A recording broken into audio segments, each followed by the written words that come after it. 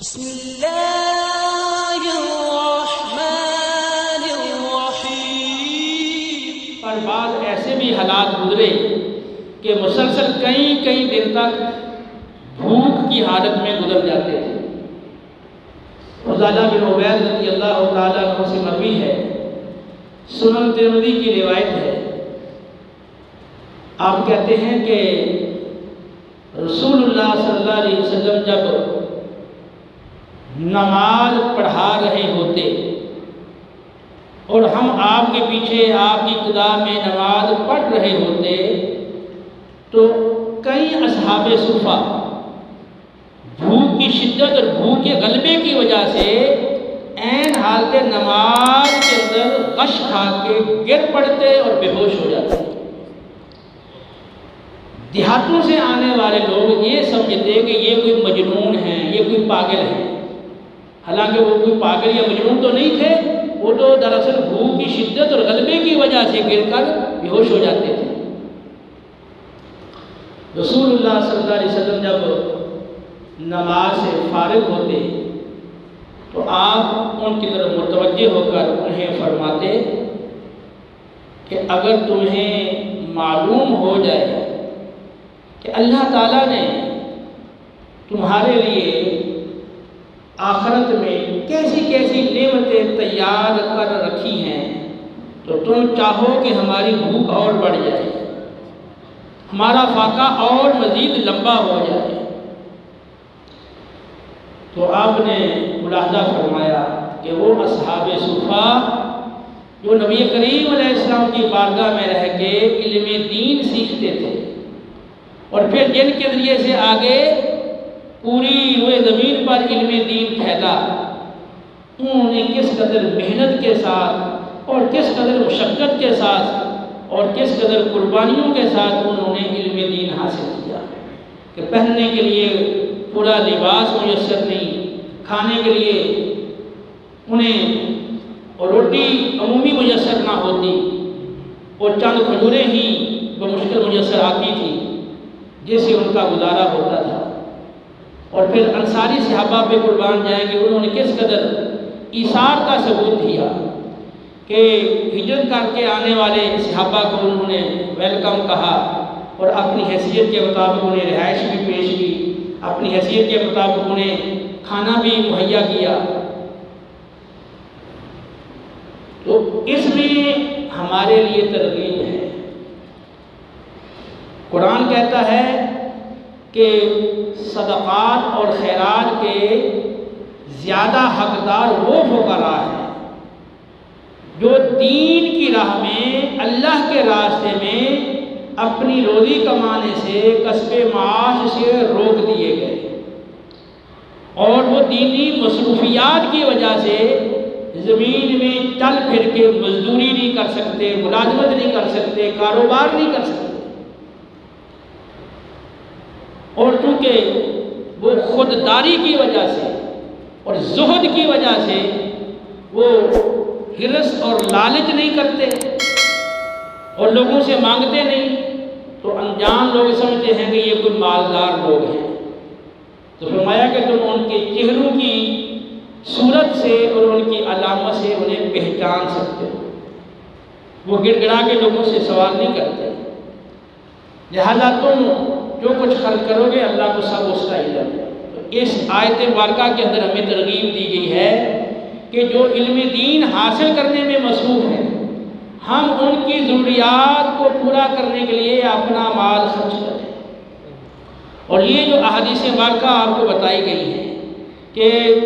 انصاری صحابہ بھی اصحاب صفہ کی خدمت کرنے کے لیے وہ بھرپور کوشش کرتے تھے۔ یہ 70 اصحاب انصار جو قرآن کے بہترین قاری تھے اور رات کو قرآن سکھاتے تھے اور دن کو پانی بھر کر مسجد میں لا کر رکھتے، لکڑیاں کاٹ کے بیچ کر اصحاب صفہ کے لیے کھانے کا انتظام کرتے اور پھر وہ تبلیغ دین کے سفر میں شہید کر دیے گئے۔ تو ان کا عمل بھی ہمیں اس بات کی ترغیب دیتا ہے۔ خود رسول اللہ صلی اللہ علیہ وسلم بعض اصحاب صفہ کو اپنے گھر لے جاتے، کھانا کھلاتے۔ آپ کا عمل بھی ہمیں یہ ترغیب دیتا ہے کہ وہ مدارس دینیہ جہاں حفاظ پیدا ہوتے ہیں، قراء پیدا ہوتے ہیں، جہاں قرآن پاک کی تفسیر، احادیث کی شرح، فقہ اور دیگر علوم دینیہ سکھائے جاتے ہیں، اور جہاں سے حفاظ، قراء، علماء اور مفتیان کرام پیدا ہو کر مختلف شعبہ جات میں جا کر کام کرتے ہیں، اندرون ملک بیرون ملک دین کا پیغام پہنچاتے ہیں، اور وہ دینی خدمات میں مصروف عمل ہیں، تو ان کی ضروریات کو پورا کرنا یہ تمام مسلمانوں کی مشترکہ ذمہ داری ہے۔ اولاً تو حکومت کی ذمہ داری ہے، لیکن حکومت کو تو اس دینی شعبے سے کوئی تعلق نہیں، جیسا کہ ہم دیکھ رہے ہیں۔ اب مسلمانوں پر یہ ذمہ داری عائد ہوتی ہے کہ وہ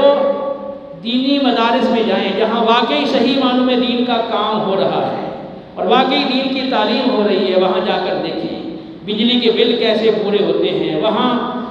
علم دین سیکھنے والے طلباء کے کھانے کا انتظام کیسے ہوتا ہے، اسٹاف کی تنخواہیں کیسے پوری ہوتی ہیں، باقی جو اخراجات ہیں وہ کیسے پورے ہوتے ہیں۔ ایک مدرسے کو چلانا اور اس کے سارے انتظامات کو موجودہ زمانے کے تقاضوں پر پورا کرنا یہ انتہائی مشکل کام ہے، اور پھر جو یہ کام کر رہے ہیں مخلصین حضرات، تو وہ ایک بہت بڑی قربانی دے رہے ہیں۔ تو ہر مسلمان کو چاہیے کہ اپنی حیثیت کے مطابق وہ اس کار خیر میں اپنا حصہ ملائے اور اس میں وہ شامل ہو، تاکہ جو قرآن و سنت کی اس حوالے سے تعلیمات و ترغیبات ہیں وہ ان پر عمل پیرا ہو کر اس دنیا کے اندر بھی وہ سعادت حاصل کرے اور آخرت کے اندر بھی اللہ کی بارگاہ سے بہت بڑا اجر و ثواب وہ پائے۔ آج لوگ اپنے بچوں کو دین کیوں نہیں سکھاتے؟ اس لیے کہ وہ سیکھتے ہیں کہ یہ دین پڑھ کر کیا کرے گا، امام بنے گا، خطیب بنے گا،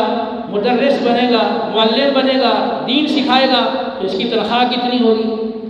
اور اس کی رہائش اور اس کے بچوں کے اخراجات اور دیگر چیزیں کہاں سے پوری ہوں گی۔ یہ سوچ کر لوگ اپنے بچوں کو M Phil, P H D اور دیگر شعبہ جات کی ڈگریاں اور دیگر علوم و فنون اور پیشے انہیں سکھاتے ہیں تاکہ وہ ان کا اچھا روزگار کا سلسلہ بن جائے، لیکن دین محض اس لیے نہیں سکھاتے کہ جب وہ دینی شعبے کو اختیار کریں گے تو زیادہ پیسہ ان کے ہاتھ نہیں آئے گا۔ تو آپ مجھے بتائیں کہ یہ ہمارا دین سے پھر کیسا تعلق ہے کہ قرآن و سنت کی تعلیم، اس سے بڑھ کر تو کوئی علم نہیں، سب سے اہم علم یہ ہے اور یہ ہر ایک کے لیے ضروری ہے۔ باقی جو علوم ہے وہ تو ضروری نہیں ہے، لیکن قرآن و سنت تو ضروری ہے، لیکن اس کے باوجود ایک بڑی تعداد نہ خود سیکھے نہ اپنے بچوں کو علم دین سکھائے، اور نہ ہی دین سیکھنے اور سکھانے والوں کی معاملت میں وہ اپنا کوئی کردار ادا کرے۔ تو اس حوالے سے ہر شخص کو سوچنا چاہیے کہ ہمارے اسلاف نے علم دین کو پھیلانے میں بڑی بڑی قربانیاں دی ہیں، یہاں تک کہ انہوں نے جام شہادت نوش کیے ہیں۔ تو آپ بھی علم دین کی ترویج اور اشاعت میں اور دین اسلام کی سربلندی میں اور دین اسلام کی تبلیغ میں آپ اپنا حصہ شامل کریں۔ جس پر اللہ نے آپ کو توفیق دی ہے، آپ اپنی دیگر جو اخراجات ہیں تقریبات میں، یا آپ اپنے بچوں کے مہنگے مہنگے کھلونے خریدتے ہیں یا اور بہت ساری جگہوں پہ آپ بے جا پیسہ صرف کر دیتے ہیں، وہاں صرف کرنے کی بجائے آپ دین کی راہ میں اپنا پیسہ صرف کریں تاکہ وہ آپ کی آخرت کے لیے ذخیرہ ہو۔ اللہ رب العالمین ہمیں عمل کی توفیق دے، وما علینا الا البلاغ۔